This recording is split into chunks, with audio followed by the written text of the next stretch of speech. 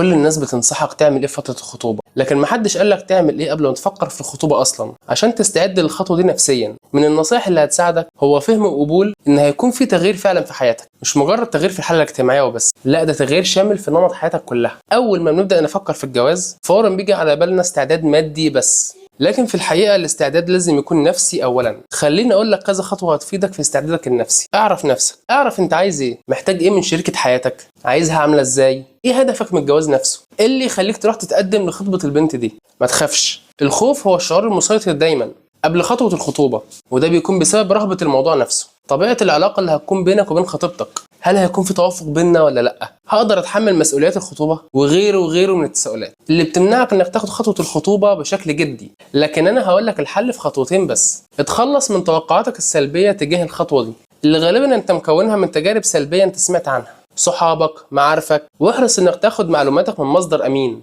تاني خطوة هي التخطيط للخطوبة وتحديد اولوياتك، وانت بس اللي في الخطوة دي هتعرف تحدد اولوياتك بنفسك، لان اولوياتنا مختلفة. الخطوبة مش قصة رومانسية زي ما بنقرا في القصص او نشوف في الافلام، فالخطوبة مش لحظات سعيدة وفترة نقضيها برومانسية مع بنت معجب بها وخلاص، وده بيعلي عندنا توقعات تجاه الفترة دي. وهنا بيحصل اختلاف كبير بين الواقع والخيال. الواقع ان دي فترة تحمل مسؤولية واختبار حقيقي للشريك، هل هو يصلح للجواز ولا لا، واختبار حقيقي لنفسك، هل انت تصلح لتحمل المسؤولية دي ولا لا. اعرف الحقوق والواجبات الخاصة بيك وبشريكتك، تستعد للمشاركة والتعاون، اتقبل الاختلافات بينكم وتقبل فكرة عدم الاتفاق بينكم في بعض الامور، لان ببساطة انتوا شخصين مختلفين عن بعض وطبيعي جدا يكون في اختلاف في وجهات النظر. شارك شريكتك. بعض الشباب عنده مشكلة في تقبل فكرة المشاركة لانهم عاشوا فترة طويلة جدا من حياتهم لوحدهم. اهل نفسك لوجود طرف تاني وتقبل وجوده فعليا في حياتك في كافة التفاصيل، في القرارات والوقت والمشاعر والخطط والاهتمامات والطموح، وكل حاجة في حياتي هحتاج أشاركها مع الطرف التاني. وعشان نحقق المشاركة فعلا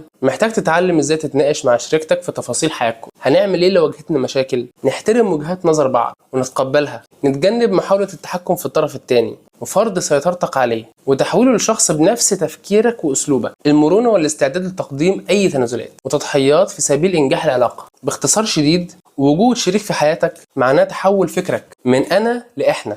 اتكلم، اتعلم ازاي تشارك افكارك ومشاعرك مع الطرف التاني، لان ببساطة محدش يقدر يقرأ افكارك. عشان كده مهم جدا تعزز مهارات التواصل عندك عشان تقدر تقول لشريكتك اللي انت عايزه. كمان تكون مستمع جيد للطرف التاني، لان الانثى كائن كثير التعبير عن مشاعره وافكاره، وده هيخلق تواصل فعال ما بينكم وهيخلي العلاقة متماسكة اكتر وهيوفر عليك مشاكل كتير جدا هتحصل نتيجة سوء الفهم. الصبر، محتاج تتعلم ازاي تصبر وتحط خطة طويلة المدى وتحسب كويس كل خطوة بتمشيها في حياتك. بسبب السوشيال ميديا والكلام الكتير عن الثراء السريع والنجاح السريع والزواج السريع والأكل السريع حتى الطبخ السريع، كيكة ال10 دقايق، احنا بقينا مصابين بداء السرعة والتعجل، وده مخلي معظم ان لم يكن كل الشباب ما عندهمش صبر لبناء علاقة طويلة، ومجرد ما يحصل اختلاف ولو بسيط مع شريكة حياته يقرر انه يسيب العلاقة دي او حتى يطلق مراته. العلاقات ميثاق غليظ، مش سهل اننا نتراجع بسهولة لمجرد عقبة مرت علينا. ما تاخدش نصيحة من حد، العلاقات هي تجربة شخصية بحتة، عشان كده اي حد هينصحك هيكون بينصح من وجهة نظره الشخصية،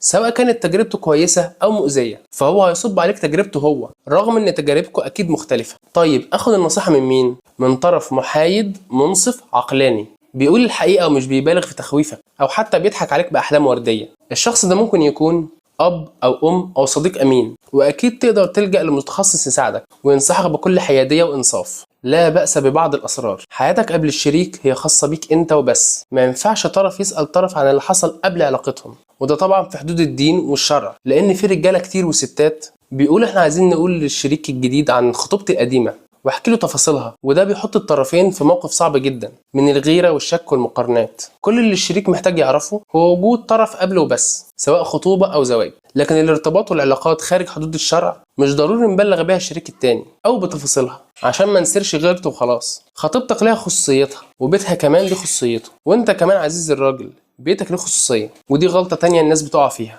لأنهم بيطلبوا من شركائهم يحكوا أسرار بيتهم ويزعلوا كمان لو الشريك رفض التصريح بده. لكن احترام الخصوصية بيدي شعور بالثقة للطرف التاني، وكمان بيمتثل لأوامر ربنا سبحانه وتعالى. القصد إن يسيب مساحة معقولة ومرنة من الخصوصية تكفل له الاحتفاظ ببعض الأشياء الخاصة بيه هو وبس. شريك حياتك مش كل حياتك. خطوبة يعني هبعد عن أصدقائي وشغفي والحاجات اللي بحبها. إجبار الشريك إن يسيب حياته لمجرد وجودك في حياته ده بيخلق مشاكل كتير جدا، لأن الشريكة بتحس بالضغط والملل شيئا فشيء، وبتحس بالندم لأنها ضيعت جزء محبب من حياتها واتفرغت كليا للعلاقة دي، وده عمل توقع عالي جدا تجاه الشريك إن هو كمان متفرغ تماما للعلاقة، وأكيد ده ما ينفعش يحصل، لأن كل طرف فيكم عنده شغله وهواياته وحياة تانية منفصل عن الشريك، وده يخلينا نقدر نقيم العلاقة بسهولة. ودي اعتبرها النصائح الذهبية لو انت داخل على فترة خطوبة.